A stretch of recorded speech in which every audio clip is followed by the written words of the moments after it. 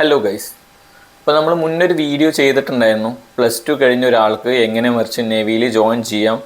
അപ്പോൾ അതിലെന്താണ് merchant navy, എങ്ങനെയൊക്കെ നിങ്ങൾക്ക് ജോയിൻ ചെയ്യാം, എന്തായിരിക്കും നിങ്ങളുടെ ജോലി ഉണ്ടാകുക, എത്രത്തോളമായിരിക്കും നിങ്ങൾക്ക് സാലറി ഉണ്ടായിരിക്കുക, എന്തൊക്കെ പ്രൊമോഷൻസ് നിങ്ങൾക്ക് വാങ്ങിക്കാം, അങ്ങനെ എല്ലാം നമ്മൾ ഡീറ്റെയിൽ ആയിട്ട് അതിൽ ഡിസ്ക്രൈബ് ചെയ്തിട്ടുണ്ടായിരുന്നു. പക്ഷെ കുറേ ആൾക്കാർ അതിൽ കമൻറ്റ്സ് ചെയ്തിട്ടുണ്ടായിരുന്നു അവരുടെ ഡൗട്ട്സുകളും കാര്യങ്ങളൊക്കെ. അപ്പോൾ നമുക്ക് എല്ലാ കമൻറ്റ്സിനും നമ്മൾ റിപ്ലൈ ചെയ്തിട്ടുണ്ടായിരുന്നു. പക്ഷേ അതിലെന്താ വെച്ചാൽ ഒറ്റ വാക്കിൽ ആൻസർ ചെയ്യാൻ പറ്റാത്ത കുറേ കമൻറ്റ്സ് ഉണ്ട്. നമ്മൾ ഒറ്റൊരു റീപ്ലൈ കൊടുത്തുകൊണ്ട് അവർക്ക് അത് മനസ്സിലായിക്കോളുന്നില്ല. അപ്പോൾ നമ്മൾ ഈ ഒരു വീഡിയോയിൽ എന്താ ചെയ്യാൻ പോകുന്നതെന്ന് വെച്ചാൽ അതിൽ ഓരോ കമൻറ്റ്സും, നിങ്ങളുടെ എല്ലാ കമൻറ്റ്സും നമ്മൾ അതിന് റീപ്ലൈ ചെയ്യും. ഈ വീഡിയോയിൽ ഓരോ കമൻറ്റ്സും നമ്മൾ സെലക്ട് ചെയ്തിട്ട് അതിന് റീപ്ലൈ ചെയ്യുന്നതായിരിക്കും. അപ്പോൾ അത്രയും കമൻറ്റ്സ് ഉള്ളതുകൊണ്ടാണ് നമ്മളിങ്ങനെ ഒരു വീഡിയോ ചെയ്യുന്നത്. കാരണം ഇപ്പോൾ അതിൽ നമുക്ക് എന്താ മനസ്സിലായി എന്ന് വെച്ച് കഴിഞ്ഞാൽ കുറേ പേർക്ക് ഇതിനെക്കുറിച്ച് കൂടുതലായിട്ട് ഡീറ്റെയിൽ ആയിട്ട് അറിയില്ല.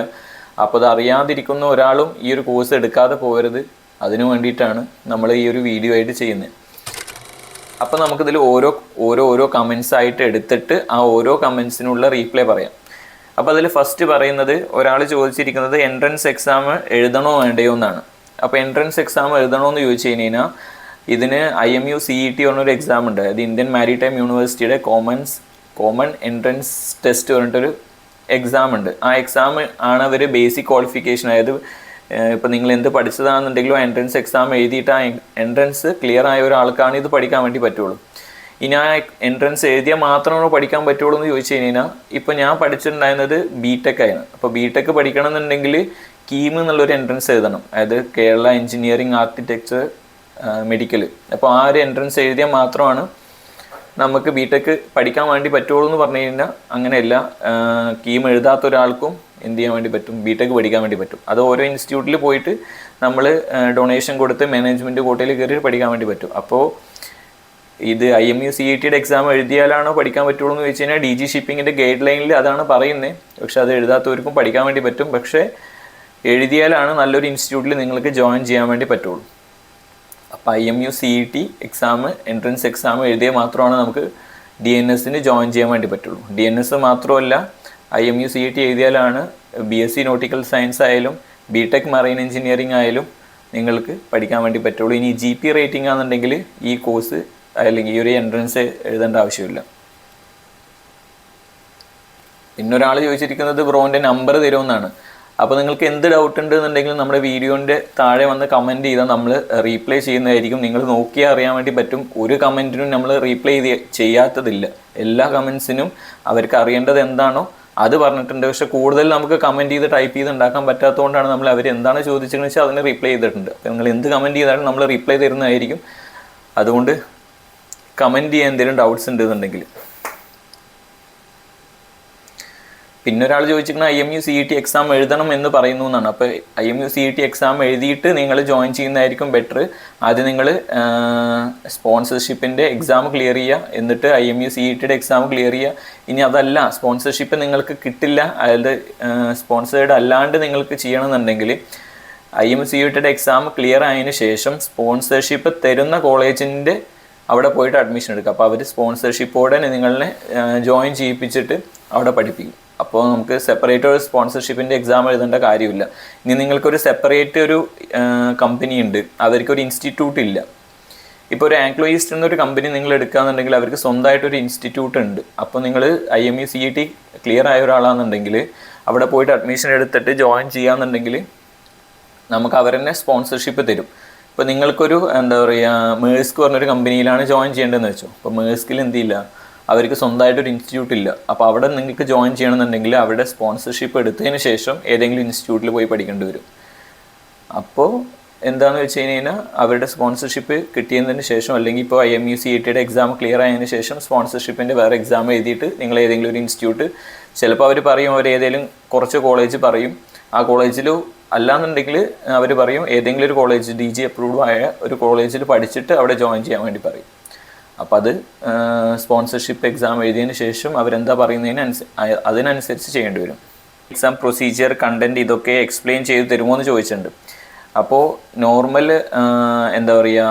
ഒരു എൻട്രൻസ് എക്സാം പോലെ തന്നെയാണ്. അപ്പോൾ ഇതിലെന്ന് പറയുന്നത് 50% മാർക്കിന് ഫിസിക്സ് എന്നുള്ള ചോദ്യങ്ങളുണ്ടായിരിക്കും, 50% മാർക്കിന് മാത്തമാറ്റിക്സ് ഉണ്ടായിരിക്കും, പിന്നെ 25% chemistry, 25% general knowledge, 25% general aptitude, അങ്ങനെയായിരിക്കും അതിനെ ഡിഫറൻഷ്യേറ്റ് ചെയ്തിട്ടുണ്ടായിരിക്കാം. അങ്ങനെ ടോട്ടൽ 200 മാർക്കിന് 3 മണിക്കൂറിൻ്റെ എക്സാം ആയിരിക്കും. അതിൽ ഓരോ ചോദ്യത്തിനും ഒരു ശരി ഉത്തരമാണെന്നുണ്ടെങ്കിൽ, കറക്റ്റ് ആൻസർ ആണെന്നുണ്ടെങ്കിൽ അതിന് 1 മാർക്കായിരിക്കും ലഭിച്ചതിന്. അതായത് 4 ഇൻകറക്റ്റായ ക്വസ്റ്റിന് -1, അതായത് 0.25 ആയിരിക്കും ഒരു ക്വസ്റ്റിന് ഇൻകറക്റ്റായി കൊടുത്തിട്ടുണ്ടെന്നുണ്ടെങ്കിൽ അതിന് മൈനസായിട്ട് വരും. അപ്പോൾ അങ്ങനെയാണ് അതിൻ്റെ എക്സാം എന്നുള്ളത്. പിന്നെ ഒരാൾ ചോദിച്ചിരിക്കുന്നത് MSc കമ്പ്യൂട്ടർ സയൻസ് കഴിഞ്ഞു 22 വയസ്സായി ജോയിൻ ആക്കാൻ പറ്റുമോ എന്നുള്ളതാണ്. ഇപ്പോൾ MSc BSc physics, BSc chemistry, BSc mathematics പഠിച്ച ഒരാളാണെന്നുണ്ടെങ്കിൽ അവർക്ക് ഫൈനൽ ഇയറിന് ഏകദേശം 50% മാർക്കിന് മേലെ ഉണ്ടെന്നുണ്ടെങ്കിൽ, അതും ഓരോ ഇൻസ്റ്റിറ്റ്യൂട്ടിനെ ഡിപ്പെൻഡ് ചെയ്ത് ചേഞ്ച് ആവും. അപ്പോൾ ആസ് പെർ DG ആണ് ഞാൻ എല്ലാം പറയുന്നത്. അപ്പോൾ 50% മേലെ മാർക്ക് ഉണ്ടെന്നുണ്ടെങ്കിൽ നിങ്ങൾക്ക് ജോയിൻ ചെയ്യാൻ വേണ്ടി പറ്റുന്നതാണ്. MSc കമ്പ്യൂട്ടർ സയൻസ് പഠിച്ച ഒരാൾക്ക് ജോയിൻ ചെയ്യാൻ പറ്റുമോ എന്ന് ചോദിച്ചു കഴിഞ്ഞാൽ അവർ +1 +2 ഫിസിക്സ് കെമിസ്ട്രി മാർക്കിൻ്റെ ബേസിൽ നിങ്ങൾ ജോയിൻ ചെയ്യേണ്ടി വരും. അങ്ങനെയെന്നുണ്ടെങ്കിൽ ജോയിൻ ചെയ്യാൻ പറ്റും. പക്ഷെ അതിൽ BSc MSc പഠിച്ചുകൊണ്ട് അതിലൊരു അഡീഷണൽ ആയിട്ടൊന്നുമില്ല. പക്ഷേ നിങ്ങൾക്കൊരു ഡിഗ്രി, ഒരു PG ഉണ്ടെന്ന് പറയാമെന്ന് മാത്രം. അപ്പോൾ എങ്ങാനും നിങ്ങൾ ഈ ഫീൽഡ് ഔട്ട് ആയിട്ട്, അതായത് നിങ്ങൾ ഫീൽഡ് ഡ്രോപ്പ് ചെയ്തിട്ട്, ഷിപ്പിംഗ് ഡ്രോപ്പ് ചെയ്തിട്ട് വേറെ ജോലി നോക്കുകയാണെന്നുണ്ടെങ്കിൽ നിങ്ങൾക്കതൊരു ബെനിഫിറ്റ് ആയിരിക്കും ഈ BSc MSc എന്നുള്ളത്. അല്ലാണ്ട് നമുക്ക് ഷിപ്പിൽ കയറുമ്പോൾ വേറെ ബെനിഫിറ്റ്സ് ഒന്നുമില്ല എന്നുള്ളതാണ്. പിന്നെ അടുത്ത ഹെന്ന ജോണി എന്ന് പറഞ്ഞ ഒരാൾ DNS എടുത്ത് 18 മന്ത്സ് ട്രെയിനിങ് കഴിഞ്ഞ് സെക്കൻഡ് മേറ്റ് എക്സാം ക്ലിയർ ചെയ്താൽ ഡിഗ്രി അപ്രൂവ്ഡ് ആയ സർട്ടിഫിക്കറ്റ് ആണോ കിട്ടുക? DNS leading to BSc nautical science എന്നല്ലേന്നാണ്. അപ്പോൾ നിങ്ങൾ DNS എടുക്കുന്ന ഒരാൾക്ക് ഡിഗ്രി ആയിട്ടൊന്നും ഉണ്ടായില്ല. നിങ്ങൾ +2 കഴിഞ്ഞിട്ട് DNS എടുക്കുക എന്നുണ്ടെങ്കിൽ ഡിഗ്രി ഉണ്ടായിരിക്കില്ല. പക്ഷെ നിങ്ങൾ Class 2 COC കഴിഞ്ഞ് കഴിഞ്ഞാൽ നിങ്ങൾക്ക് BSc നോട്ടിക്കൽ സയൻസിൻ്റെ സർട്ടിഫിക്കറ്റ് എടുക്കാൻ വേണ്ടി പറ്റും. അപ്പോൾ നിങ്ങൾക്ക് അതായത് Class 2ൻ്റെ എക്സാം ക്ലിയർ ചെയ്യണം. 18 മന്ത്സ് നിങ്ങൾ എക്സ്പീരിയൻസ് ആയതിനു ശേഷം Class 2 എക്സാം കൊടുത്താലാണ് നിങ്ങൾക്ക് തേർഡ് ഓഫീസറായിട്ട് ജോയിൻ ചെയ്യാൻ വേണ്ടി പറ്റുള്ളൂ. സെക്കൻഡ് ഓഫീസറിന് വേറെ എക്സാം ഒന്നും ഇല്ലാത്തതുകൊണ്ട് തേർഡ് ഓഫീസറിൻ്റെ എക്സാം എഴുതി ക്ലിയർ ആയി കഴിഞ്ഞാൽ നിങ്ങൾക്ക് ഈ BSc നോട്ടിക്കൽ സയൻസിൻ്റെ ഡിഗ്രി സർട്ടിഫിക്കറ്റ് നിങ്ങൾക്ക് അപ്ലൈ ചെയ്ത് എടുക്കാൻ വേണ്ടി പറ്റും. പിന്നെ ശബരീഷ് പറഞ്ഞൊരു പയ്യൻ ചോദിച്ചിട്ടുണ്ട്, ബ്രോ എനിക്ക് 12th 68 to 72% മാർക്ക് ഉണ്ടാകും, ബട്ട് സ്പോൺസർഷിപ്പ് കമ്പനി 60% PCM മതി പറയുന്നെങ്കിലും 80% എബോവ് ഉണ്ടെങ്കിൽ എടുക്കുകയുള്ളൂ എന്ന് പറയുന്നു. ഈസ് ഇറ്റ് ട്രൂ എന്നാണ്. ഇത് എന്താണെന്ന് വെച്ച് കഴിഞ്ഞാൽ, ഇപ്പോൾ നമ്മൾ ഒരു ജോബിന് പോവുകയാണ്. ഇപ്പോൾ ഒരു കമ്പനി, ഇപ്പോൾ നിങ്ങൾക്കൊരു കമ്പനി ഉണ്ടെന്ന് വിചാരിക്കുക. നിങ്ങൾക്കൊരു കമ്പനി ഉണ്ട്, നിങ്ങളൊരു ഇൻ്റർവ്യൂ നടത്തുകയാണ്. അപ്പോൾ കമ്പനിയിൽ ഇത്ര വേക്കൻസി ഉണ്ട്, ഒരു 10 വേക്കൻസി ഉണ്ട്. നിങ്ങളൊരു ഇൻ്റർവ്യൂ നടത്തുകയാണ്. ഇൻ്റർവ്യൂവിൽ ജോയിൻ ചെയ്യാൻ വേണ്ടിയിട്ട് ഒരു 50 പേര് വന്നു. അതായത് ആ ഇൻ്റർവ്യൂ ജോബിന്, ആ ഒരു വേക്കൻസിക്ക് വേണ്ടി 50 പേര് വന്നു. ആ 50 പേരിൽ എല്ലാവർക്കും 90% മാർക്കാണ്, നിങ്ങൾക്ക് 60% മാർക്കാണെന്നുണ്ടെങ്കിൽ ഈ 90% ഉള്ളതിൽ നിന്ന് 60% ഉള്ള നിങ്ങൾ എടുക്കുക എന്ന് പറയുന്നത് ചാൻസ് വളരെ കുറവാണ്. ഇതെന്തുകൊണ്ട് ഈ മിനിമം ക്വാളിഫിക്കേഷൻ 60% പറയുന്നു, പക്ഷേ 60% ഉണ്ടെങ്കിൽ എടുക്കില്ല എന്ന് പറയുന്നത് എന്തുകൊണ്ടാണെന്ന് വെച്ച് കഴിഞ്ഞാൽ, നിങ്ങളുടെ ഒപ്പമുള്ള കോമ്പിറ്റൻ്റ് ആയ ആൾക്ക് നിങ്ങളെക്കാട്ടിൽ കൂടുതൽ മാർക്ക് ഉണ്ടെന്നുണ്ടെങ്കിൽ കമ്പനി അവരെയാണ് ചൂസ് ചെയ്യുള്ളൂ. ഇനി അതല്ല, നിങ്ങളെ ചൂസ് ചെയ്യുന്നുണ്ടെങ്കിൽ ഇപ്പോൾ നിങ്ങൾക്ക് എക്സാം അപ്പം നടത്തുന്ന അവരുടെ എക്സാം, ഇപ്പോൾ ഒരു സെപ്പറേറ്റ് എക്സാം നടത്തുന്ന അതിലോ അല്ലാന്നുണ്ടെങ്കിൽ നിങ്ങൾ ഇൻ്റർവ്യൂവിലോ കുറച്ചും കൂടി ബെറ്റർ ആയിട്ട് പെർഫോം ചെയ്യുന്ന ഒരാളാണ്, നിങ്ങൾ ഇൻ്റർവ്യൂവിൽ നന്നായിട്ട് പെർഫോം ചെയ്തു എന്നുണ്ടെങ്കിൽ നിങ്ങൾ എടുക്കാം. കാരണം ഒരു കമ്പനി ഡയറക്റ്റ് അവരുടെ ആൾക്കാരെ HR-നെ വെച്ചിട്ടല്ല എടുക്കുക. അവർക്കൊരു സെപ്പറേറ്റ് ടീം ഉണ്ടായിരിക്കും റിക്രൂട്ട് ചെയ്യുന്നോ, അല്ലെങ്കിൽ ഏതെങ്കിലും ഒരു ഏജൻസിക്കോ ഒരു തേർഡ് പാർട്ടിക്കോ കൊടുത്തിട്ടായിരിക്കും ഇവരെന്ത് ചെയ്യുക, ഇൻ്റർവ്യൂ എക്സാമൊക്കെ നടത്തുന്നുണ്ടായിരിക്കും. അപ്പം അവരെന്ന് പറയുന്നത് ഇവർക്ക് മോശപ്പെട്ട ഒരാളെ എടുത്തു കൊടുത്തതിനാണ്.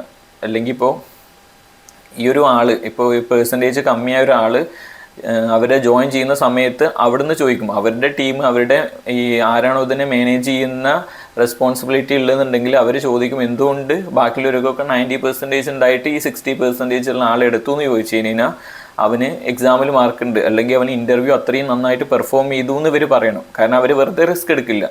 നിങ്ങൾക്ക് നല്ല ക്വാളിഫിക്കേഷൻ അല്ലെങ്കിൽ നല്ല മാർക്ക് ഇല്ല എന്നുണ്ടെങ്കിൽ നല്ല എബിലിറ്റി ഉണ്ട്, ടാലൻറ്റ് ഉണ്ട് എന്ന് നിങ്ങൾ പ്രൂവ് ചെയ്യാന്നുണ്ടെങ്കിൽ നിങ്ങൾ എടുക്കും. അപ്പോൾ നിങ്ങൾക്ക് മാർക്ക് ഉണ്ടെന്നുണ്ടെങ്കിൽ അതൊരു അഡ്വാൻറ്റേജ് ആണ്. മാർക്ക് ഇല്ല എന്നുണ്ടെന്നുണ്ടെങ്കിൽ നിങ്ങൾ എക്സാമിലോ അല്ലെങ്കിൽ ഇൻ്റർവ്യൂവിലോ നന്നായി പെർഫോം ചെയ്യുന്ന വേണം, എന്നാൽ മാത്രമേ എടുക്കുകയുള്ളൂ. അതാണ് ഈ ഇതുണ്ട്. അതായത് 60% മാർക്ക് ക്വാളിഫിക്കേഷനാണ്, പക്ഷേ 60% ആയാൽ എടുക്കില്ല എന്ന് പറയാൻ വേണ്ടി കാരണം. എടുക്കില്ല എന്നല്ല, നിങ്ങൾക്ക് അത്ര ടാലൻ്റ് ഉണ്ട്, പെർഫോം ചെയ്യാൻ വേണ്ടി പറ്റുമെന്നുണ്ടെങ്കിൽ നിങ്ങൾ എടുക്കും. അതല്ലാന്നുണ്ടെന്നുണ്ടെങ്കിൽ നിങ്ങൾ 60% മാർക്കുള്ള ഒരാളും 90% മാർക്കുള്ള ഒരാളും ഒരേമാതിരി പെർഫോം ചെയ്ത് കഴിഞ്ഞാൽ അത് ഇൻ്റർവ്യൂവിൽ എക്സാമിൽ ഒരേമാതിരി പെർഫോം ചെയ്താൽ 90% മാർക്കുള്ള ഒരാളായിരിക്കും എടുക്കാൻ വേണ്ടി അവർ ശ്രമിക്കുള്ളൂ. നിങ്ങൾക്ക് അഡ്വാൻറ്റേജ് തരാൻ ശ്രമിക്കില്ല. അത് എല്ലാം ഏത് ഒരു ജോബിനായാലും അതങ്ങനെ തന്നെയാണ്. പിന്നെ ഒരാൾ ചോദിച്ചിരിക്കുന്നത് bro can you list some shipping companies name for freshers. അപ്പോൾ എല്ലാവരും എക്സ്പീരിയൻസ് ആയ ആൾക്കാരെക്കാട്ടിലും ഫ്രഷേഴ്സ് ആയി എടുക്കുന്ന കമ്പനികൾ ഇഷ്ടംപോലെ ഉണ്ട്. ഇപ്പോൾ ആംഗ്ലോ ഈസ്റ്റേൺ അവരുടെ ഇൻസ്റ്റിറ്റ്യൂട്ടിൽ തന്നെ അവർ പഠിപ്പിച്ചെടുക്കുന്നുണ്ട്. പിന്നെ ഗ്രേറ്റ് ഈസ്റ്റേൺ ഇൻസ്റ്റിറ്റ്യൂട്ട്, സമുദ്ര ഇൻസ്റ്റിറ്റ്യൂട്ട്, IMU, IMS ഗോവ, പിന്നെ ഇതൊക്കെയാണ് മെയിൻ ആയിട്ടുള്ള ഇൻസ്റ്റിറ്റ്യൂട്ട് നിങ്ങൾക്ക് പഠിക്കാൻ ബെറ്റർ എന്ന് പറയുന്നത്. ഈ ഒരു 4-5 ഇൻസ്റ്റിറ്റ്യൂട്ട് ആയിരിക്കും. അതിൽ ആംഗ്ലോ ഈസ്റ്റേൺ, അതേപോലെ സമുദ്ര, അതുപോലെ ഗ്രേറ്റ് ഈസ്റ്റേൺ ഇവരൊക്കെ സ്പോൺസർഷിപ്പ് കൊടുത്തിട്ട് പിള്ളേരെ എടുത്ത് പഠിപ്പിക്കുന്ന കമ്പനീസാണ്. പിന്നെ ഗോകുൽ എന്ന് പറഞ്ഞ ഒരാൾ ചോദിച്ചിട്ടുണ്ട് ബ്രോ എനിക്ക് ഇപ്പോൾ 25 വയസ്സായി, എനിക്ക് ഇനി കയറാൻ പറ്റുമോയെന്ന്. അപ്പോൾ as per DG shipping age limit എന്ന് പറയുന്നത് 17.5 to 25 ആണ്. 25 ഇയറിൽ ജോയിൻ ചെയ്യാൻ വേണ്ടി പറ്റും. പക്ഷേ നിങ്ങളിപ്പോൾ +2 കഴിഞ്ഞിട്ടാണ് നിങ്ങൾ ജോയിൻ ചെയ്യാൻ വേണ്ടി പോകുന്നത്. ഒരു എക്സാമ്പിൾ പറയുകയാണ്, നിങ്ങൾ +2 കഴിഞ്ഞിട്ട് ജോയിൻ ചെയ്യാൻ പോവുകയാണ്. ഇപ്പോൾ 18 വയസ്സായ ഒരാളും നിങ്ങളുടെ ഒപ്പം ഉണ്ട്, നിങ്ങൾക്ക് 25 വയസ്സായിട്ടുണ്ട് എന്നുണ്ടെങ്കിൽ ഇപ്പോൾ നിങ്ങളിപ്പോൾ എക്സാം അപ്പോൾ ഇതിന് ജോയിൻ ചെയ്യിപ്പിക്കുന്ന, അതായത് നിങ്ങൾ കയറുന്ന സമയത്ത് നിങ്ങൾക്ക് ഇൻ്റർവ്യൂ ഉണ്ടാവും. അപ്പോൾ ഇൻ്റർവ്യൂവിൽ അവർ ചോദിക്കും, ഇപ്പോൾ ഈ നിങ്ങൾ +2 ഇപ്പോൾ 18 വയസ്സാകുമ്പോൾ നിങ്ങൾ കംപ്ലീറ്റ് ആയിട്ട് 25 വയസ്സ് വരെ എന്താ നിങ്ങൾ ചെയ്തിട്ടുണ്ടായിരുന്നു, എന്തുകൊണ്ട് വേറൊന്നിലും നോക്കിയില്ല, അങ്ങനെ ചോദിക്കും. അപ്പോൾ 18 വയസ്സായ ഒരാൾക്ക് ഈ ഒരു ക്വസ്റ്റ്യൻ നമുക്ക് ഫേസ് ചെയ്യേണ്ടി വരില്ല. കാരണം ആൾ +2 കഴിഞ്ഞിട്ട് ഡയറക്റ്റ് അവിടെ ജോയിൻ ചെയ്യാൻ വേണ്ടി പോവുകയാണ്. നിങ്ങൾ +2 കഴിഞ്ഞിട്ട് ഇപ്പോൾ 25 വയസ്സ് വരെ വേറെ എന്തെങ്കിലും ജോലി ചെയ്തു എന്നിട്ടാണ് അപ്പോൾ നിങ്ങൾ പറയുകയാണ് നമുക്ക് വേറൊരു ജോലിയും കിട്ടാത്തതുകൊണ്ട് ഇതിന് നിന്നതാണ്, അല്ലാന്നുണ്ടെങ്കിൽ അങ്ങനെയൊക്കെ പറഞ്ഞു കഴിഞ്ഞാൽ നിങ്ങൾ എടുക്കാനുള്ള ചാൻസ് കുറവാണ്. അപ്പോൾ ഇപ്പോൾ നിങ്ങൾ 25 വയസ്സ് വരെ നിങ്ങൾ വേറെ വല്ല കാര്യവും ചെയ്യുകയാണ്, ഒരു സോളിഡായിട്ടൊരു ആൻസർ ഉണ്ടെന്നുണ്ടെങ്കിൽ നിങ്ങൾ എടുക്കാനുള്ള ചാൻസ് കൂടുതലാണ്. കാരണം നിങ്ങൾക്ക് ഇത്രയും ഗ്യാപ്പ് വരുന്നു, ആ ഒരു ടൈം നിങ്ങൾ വെറുതെ വേസ്റ്റ് ചെയ്ത് കളഞ്ഞ ഒരാളാണെന്നുണ്ടെങ്കിൽ നിങ്ങൾ എടുക്കാനുള്ള ചാൻസ് കുറവാണ്. പിന്നെ ഒരാൾ ചോദിച്ചിരിക്കുന്നത് ബ്രോ ഏത് കമ്പനിയാണെന്ന് ചോദിച്ചിട്ടുണ്ട്. ഞാൻ വർക്ക് ചെയ്യുന്ന കമ്പനി എന്ന് പറയുന്നത് ആംഗ്ലോ ഈസ്റ്റേൺ എന്ന് പറഞ്ഞ കമ്പനിയാണ്. ലിബ നാനത്ത് ചോദിച്ചിരിക്കുന്നത് ബ്രോ ഗേൾസിന് പറ്റുമോ, I am +2 സയൻസ് സ്റ്റുഡൻറ്റ്. അപ്പോൾ ഇതിൽ ഗേൾസ് ബോയ്സ് എന്നൊന്നുമില്ല, ആർക്കും വേണമെങ്കിൽ അപ്ലൈ ചെയ്യാൻ വേണ്ടി പറ്റും. ഗേൾസിന് പ്രിഫറൻസ് കൂടുതലാണ്. ഇപ്പോൾ ഏതൊരു ഫീൽഡായാലും ഇപ്പോൾ അവർ ഗേൾസിന് കൂടുതൽ പ്രിഫറൻസ് കൊടുക്കുന്ന ടൈമാണ്. കാരണം ആ ഈക്വാലിറ്റി മാച്ച് ചെയ്യാൻ വേണ്ടിയിട്ട് ഗേൾസിന് കൂടുതൽ പ്രിഫറൻസ് ഉണ്ട്, ഗേൾസിന് പറ്റും. പിന്നെ ഒരു മുഹമ്മദ് സിനാൻ ചോദിച്ചിരിക്കുന്നത് ആഫ്റ്റർ ഗ്രാജുവേഷൻ എനി ചാൻസ് എന്നാണ്. ആഫ്റ്റർ ഗ്രാജുവേഷൻ ചാൻസ് ഉണ്ട്, പക്ഷെ അതിൽ ഏത് ഗ്രാജുവേഷനാണ് നിങ്ങൾ എടുക്കുന്നതിനനുസരിച്ച്. നിങ്ങൾ BTech എടുത്ത ഒരാളാണെന്നുണ്ടെങ്കിൽ നിങ്ങൾക്ക് പറ്റും. അതല്ല BSc ഫിസിക്സ് കെമിസ്ട്രി മാത്തമാറ്റിക്സ് എടുത്ത ഒരാളാണ്, നിങ്ങൾക്ക് ഫൈനൽ ഇയറിൽ 50% മേലെ മാർക്ക് ഉണ്ടെന്നുണ്ടെങ്കിൽ നിങ്ങൾക്കും അപ്ലൈ ചെയ്യാൻ വേണ്ടി പറ്റും. പിന്നെ ഫാത്തിമ ഹനി എന്ന് പറഞ്ഞ ഒരാൾ ചോദിച്ചിട്ടുണ്ട് ഹൈറ്റ് ക്രൈറ്റീരിയ ഉണ്ടോ എന്നുള്ളത്. അപ്പോൾ അത് നിങ്ങൾ മെയിലായിട്ടുള്ള ഒരാളാണെന്നുണ്ടെങ്കിൽ 150 സെൻറ്റിമീറ്റർ ആണ് DG പറയുന്നത്. ഇനി നിങ്ങൾ ഫീമെയിൽ ആണെന്നുണ്ടെങ്കിൽ 145 ആണ് DG പറയുന്നത്, 145 സെൻറ്റിമീറ്റർ. പിന്നെ ഒരാൾ ചോദിച്ചിരിക്കുന്നത് അജയ് എന്നുള്ളത് +2 ഹ്യൂമാനിറ്റീസ് എടുത്തവർക്ക് മെർച്ചൻ്റ് നേവിയിൽ ജോയിൻ ചെയ്യാൻ പറ്റില്ല അല്ലേ 20 വയസ്സായി എന്നുള്ളത്. അപ്പോൾ +2 ഹ്യൂമാനിറ്റീസ് ആണെന്നുണ്ടെങ്കിൽ നിങ്ങൾക്ക് മെർച്ചൻ്റ് നേവിയിൽ ജോയിൻ ചെയ്യാൻ പറ്റും, പക്ഷേ DNS എടുക്കാൻ വേണ്ടി പറ്റില്ല. നിങ്ങൾക്ക് GP റേറ്റിംഗ്, അതായത് 10th ക്വാളിഫിക്കേഷനിൽ GP റേറ്റിംഗ് എടുത്തിട്ട് പഠിക്കാൻ വേണ്ടി പറ്റും. അപ്പോൾ 10th ക്വാളിഫിക്കേഷനിൽ GP റേറ്റിംഗ് എങ്ങനെ ചെയ്യുക, അതിൻ്റെ ഡീറ്റെയിൽസ് മൊത്തം നമ്മൾ വേറൊരു വീഡിയോ ആയിട്ട് നമ്മുടെ ചാനലിൽ തന്നെ ചെയ്തിട്ടുണ്ട്. നിങ്ങൾക്ക് അറിയണമെന്നുണ്ടെങ്കിൽ അത് കയറി നോക്കാം. നമ്മളതിന് കമൻറ്റും ഇട്ടിട്ടുണ്ട്, റിപ്ലൈ ചെയ്തിട്ടുമുണ്ട്. പിന്നെ ആൽബി സോണി എന്ന് പറഞ്ഞ ഒരാൾ ബ്രോ MBA കഴിഞ്ഞവർക്ക് വല്ല ജോലി കിട്ടാവോ എന്ന് ചോദിച്ചിട്ടുണ്ട്.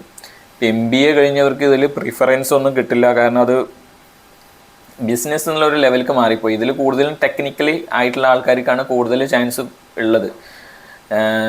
അതായത് ഒരു ഓഫീസ് ജോബ് എന്നുള്ള രീതിക്ക് നോക്കുന്ന സമയത്ത്, അഡ്മിനിസ്ട്രേറ്റീവ് ലെവലിലേക്ക് നോക്കുന്ന സമയത്ത് MBA കഴിഞ്ഞവർക്ക് ഇതിൽ ചാൻസ് കുറവാണ്. പിന്നെ ഓഫീസ് റിലേറ്റഡ്, ഇപ്പോൾ ഈ ഷിപ്പിംഗ് എന്ന് പറയുന്നത് വേറൊരു സെക്ഷൻ, അതേമാതിരി ഇതിന് നമ്മുടെ പോർട്ടിൽ അസിസ്റ്റ് ചെയ്യാൻ വേണ്ടിയിട്ട് വേറെ കുറേ സെക്ഷൻസ് ഉണ്ട്. അതിൽ ഇപ്പോൾ ഇവരുടെ റിക്രൂട്ട്മെൻറ്റ് നോക്കുകയാണെന്നുണ്ടെങ്കിലും അതേമാതിരി ഇവരുടെ കാര്യങ്ങൾ, അതായത് ഇപ്പോൾ സീഫെയറേഴ്സ് നമ്മളിപ്പോൾ ഷിപ്പിൽ കയറി കഴിഞ്ഞ് കഴിഞ്ഞാൽ അവരുടെ കാര്യങ്ങളൊക്കെ നോക്കാൻ വേണ്ടി പോർട്ടിൽ കുറേ ഓഫീസും സംഭവങ്ങളും ആൾക്കാരൊക്കെ ഉണ്ടായിരിക്കും. അപ്പോൾ അതിൽ വല്ലതും നോക്കാൻ വേണ്ടി പറ്റും. അതിൻ്റെ കൂടുതൽ ഡീറ്റെയിൽസ് എനിക്കറിയില്ല. അപ്പോൾ അത് വേറെ ഡിപ്പാർട്ട്മെൻറ്റാണ്, അതിലത്തെ ആരെങ്കിലും കോൺടാക്ട് ചെയ്യാന്നുണ്ടെങ്കിൽ കൂടുതൽ ഡീറ്റെയിൽസ് അറിയാൻ വേണ്ടി പറ്റും. പിന്നെ ഒരാൾ ചോദിച്ചിരിക്കുന്നത്, നന്ദു എന്ന് പറഞ്ഞ ഒരാൾ ചോദിച്ചിരിക്കുന്നത് BTech മെക്കാനിക്കൽ എഞ്ചിനീയറിംഗ് ഗ്രാജുവേറ്റ് ആയ ഒരാൾക്ക് ഇതിൽ കയറാൻ പറ്റുമെന്നുണ്ട്. അപ്പോൾ ബിടെക് മെക്കാനിക്കൽ കഴിഞ്ഞ ഒരാൾക്ക് കയറാൻ വേണ്ടി പറ്റും. DNS എടുത്തിട്ട് ഫൈനൽ ഇയറിൽ 50% മേലെ മാർക്ക് ഉണ്ടെന്നുണ്ടെങ്കിൽ കയറാൻ വേണ്ടി പറ്റും. പക്ഷേ ബിടെക് മെക്കാനിക്കൽ എഞ്ചിനീയറിംഗ് എടുത്ത് അതിൽ ക്ലിയർ ആയ ഒരാളാണെന്നുണ്ടെങ്കിൽ, കഴിഞ്ഞ ഒരാളാണെന്നുണ്ടെങ്കിൽ അതിനേക്കാളും ബെറ്റർ ഓപ്ഷൻ എന്ന് പറയുന്നത് നിങ്ങൾ GME പറഞ്ഞൊരു കോഴ്സ് ഉണ്ട്. ഇപ്പോൾ ബിടെക് മെക്കാനിക്കൽ കഴിഞ്ഞിട്ട് ഇപ്പോൾ ഏതെങ്കിലും ഇൻസ്റ്റിറ്റ്യൂട്ടിൻ്റെ സെപ്പറേറ്റ് എൻട്രൻസ് എക്സാം ഉണ്ടാവും. അവർക്ക് IMU CET എഴുതേണ്ട കാര്യമില്ല. സെപ്പറേറ്റ് ഇൻഡിവിജ്വൽ ആയിട്ടുള്ളൊരു എക്സാം ഓരോ ഇൻസ്റ്റിറ്റ്യൂട്ടിനുണ്ടാവും. അത് എഴുതിയിട്ട് GME പറഞ്ഞ വേറൊരു കോഴ്സ് ഉണ്ട്, ഗ്രാജുവേറ്റ് മറീൻ എഞ്ചിനീയറിംഗ്. അപ്പോൾ ഞാനത് പഠിച്ചിട്ട് കയറിയ ഒരാളാണ്. അപ്പോൾ ഈ GME പറഞ്ഞ കോഴ്സ് 1 വർഷത്തെ കോഴ്സ്. ആ 1 വർഷത്തിൽ 8 മന്ത് പ്രീസി ട്രെയിനിങ്ങും പിന്നെ 4 മന്ത്സ് ഓൺ ബോർഡ് ട്രെയിനിങ്ങും ആയിരിക്കും. അത് കഴിഞ്ഞിട്ട് നിങ്ങൾക്ക് ഷിപ്പിൽ എഞ്ചിനീയർ ആയിട്ട് ജോയിൻ ചെയ്യാൻ വേണ്ടി പറ്റും. അപ്പോൾ നമുക്ക് ഈ 18 മന്ത്സ് ട്രെയിനിങ് ചെയ്യേണ്ട കാര്യമില്ല.